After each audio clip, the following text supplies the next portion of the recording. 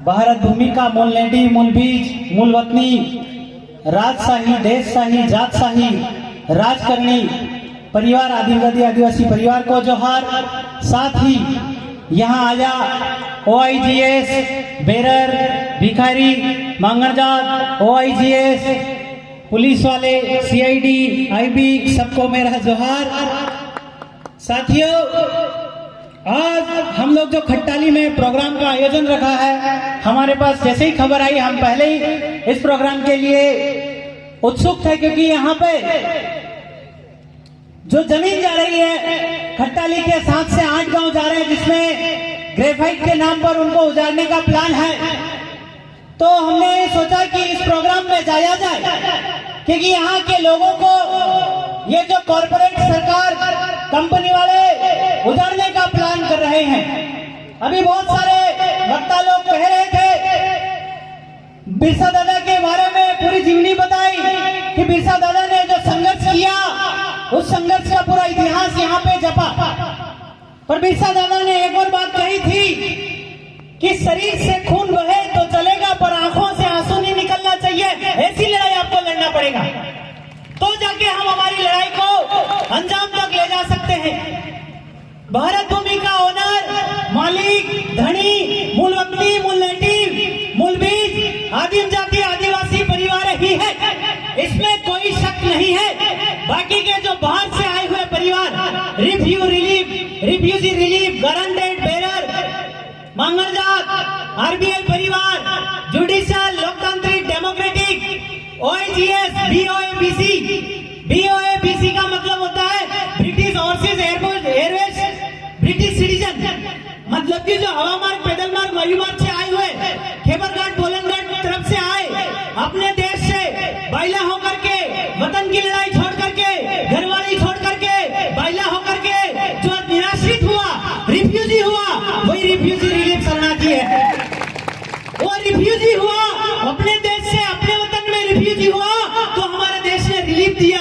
इसी को बोलते शरणार्थी सहायता। 5 पैसे का टिकट पे शरणार्थियों की सहायता लिखी है। साथ में ये जो लोकशाही, डेमोक्रेटिक, लोकतांत्रिक, मैं इसलिए 3 शब्दों का उपयोग करता हूं कि आप एक तरफ कहते हो आदिवासी, दूसरी तरफ आप डेमोक्रेटिक शब्द का उपयोग करते हो। जयपाल सिंह मुंडा ने संविधान सभा में एक बात कही थी कि आप हमको क्या लोकतंत्र सिखाओगे, हम तो जन्मजात लोकतांत्रिक है। तो हम लोग जो है वो राजशाही, देशशाही और जातशाही है। हमारा जो वहीवट है वो राजशाही चलता है, माँ के पेट से और बाप पिता दोनों के व्यवहार से चलता है। माता और पिता के कुदरती व्यवहार से हमारा व्यवहार चलता है, इसलिए हम राजशाही, देशशाही, जातशाही। और जो लोग पैटी से आया वो लोकशाही। उधर एक बाप नहीं है, उधर हजारों बाप है, सब मिलकर डालता है तो एक बाप, एक बच्चा निकलता है, लोकशाही।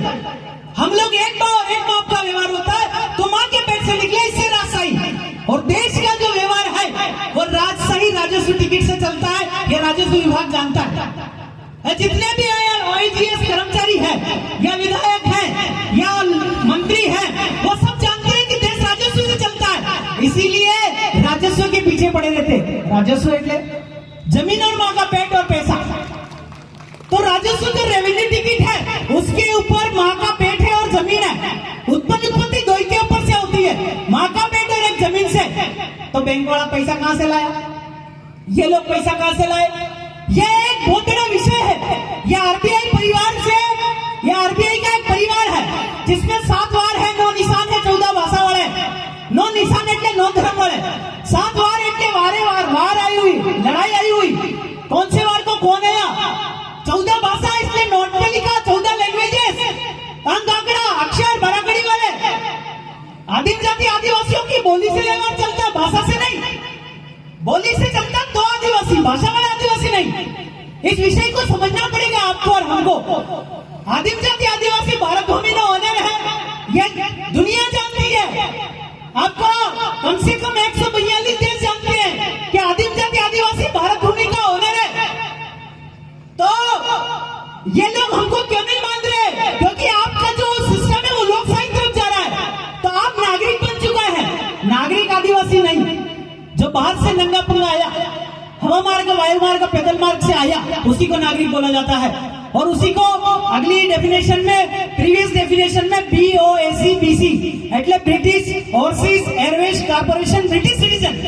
और आदिम जाति आदिवासी जो है वो HOA है, हेरिडेटरी ऑनर ऑफ इंडिया है। हमारे लिए एच उपयोग होता है। एच એટલે एक माँ का एक बाप का, बीच में डंडा, ये माता और पिता का व्यवहार है, इसलिए HOAC है हम। तो ये हमारा व्यवहार है, तो आप हमारे व्यवहार को समझना होगा, हमारे जो आपका हमारा जो अधिकार है उसको समझना होगा। तो आप आदिवासी 9 जनवरी 2015 को एक गैजेट नोटिफिकेशन निकाला, यहाँ पे विधानसभा सदस्य भी बैठी हैं, तो 9 जनवरी 2011 को एक गैजेट नोटिफिकेशन निकाला, उसमें कहा कि जितना भी कार्ड धारक है वो भारतीय विदेशी नागरिक है।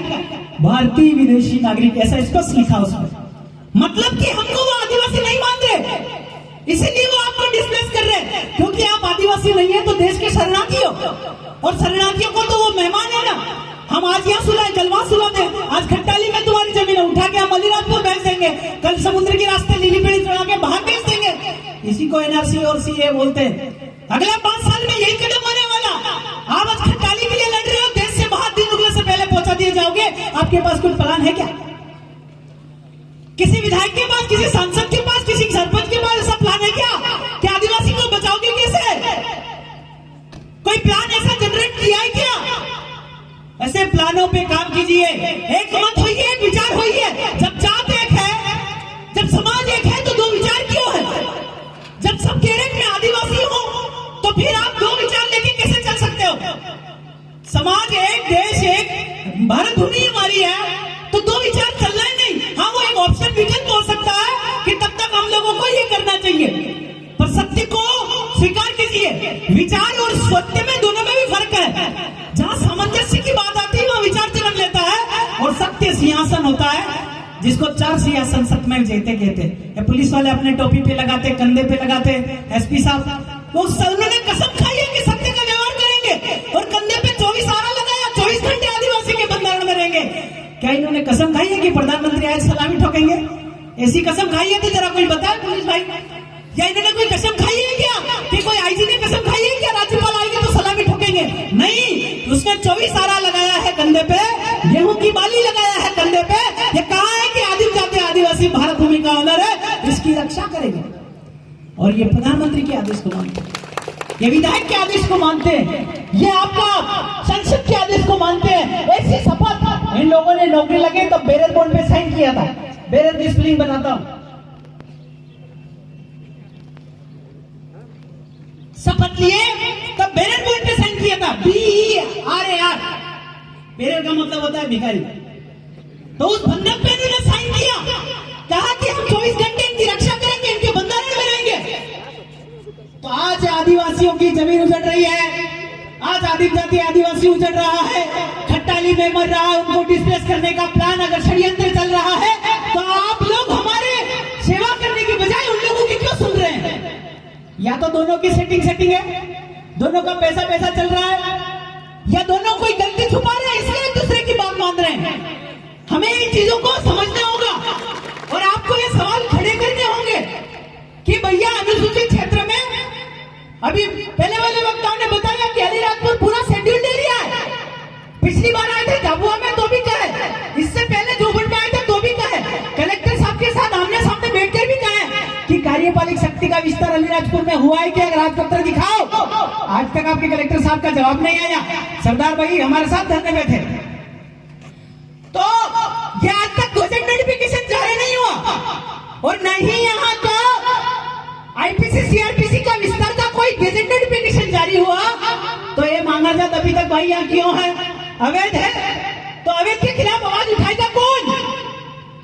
आपको और हमको उठाना पड़ेगा, बोलना पड़ेगा, तो जाकर के हम किसी नतीजे तक पहुंच सकते हैं।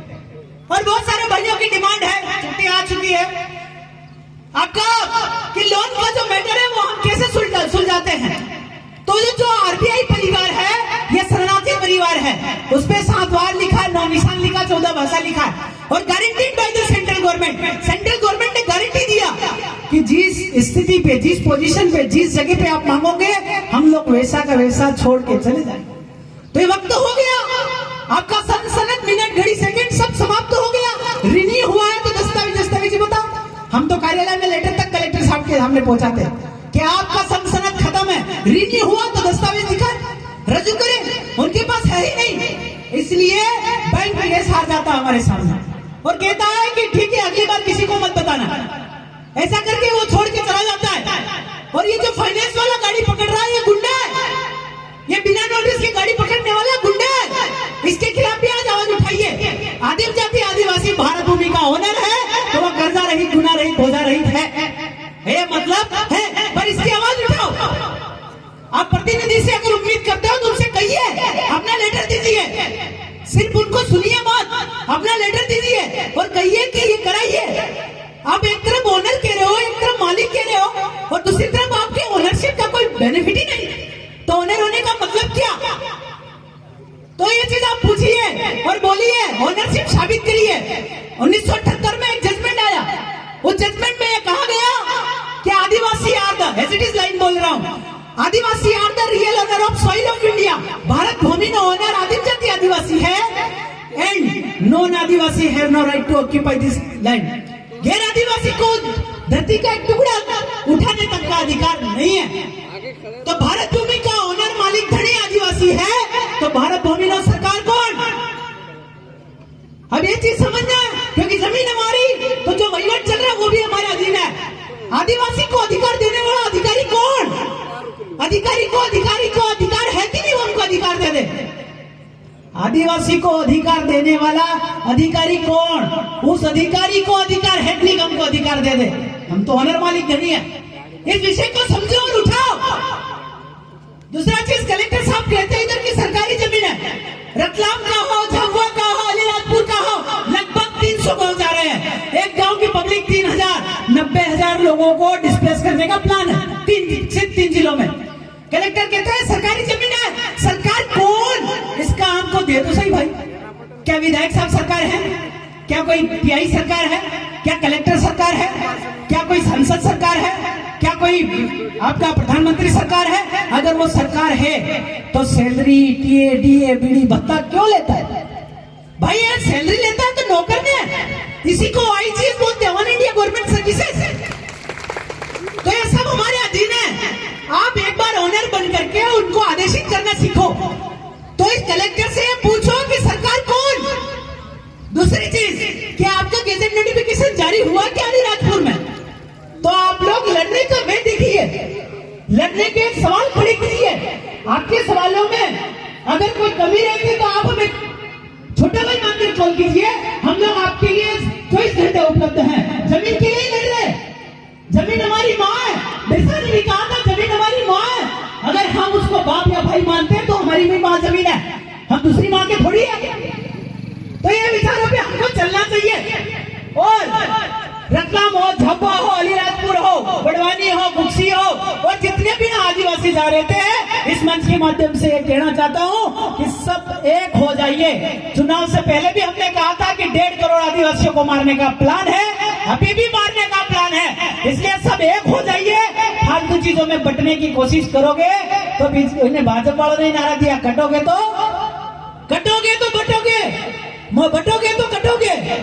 तो ये इन चीजों को आपको ध्यान में रखकर काम करना है और सब लोग मिलकर के लड़ाई लड़े।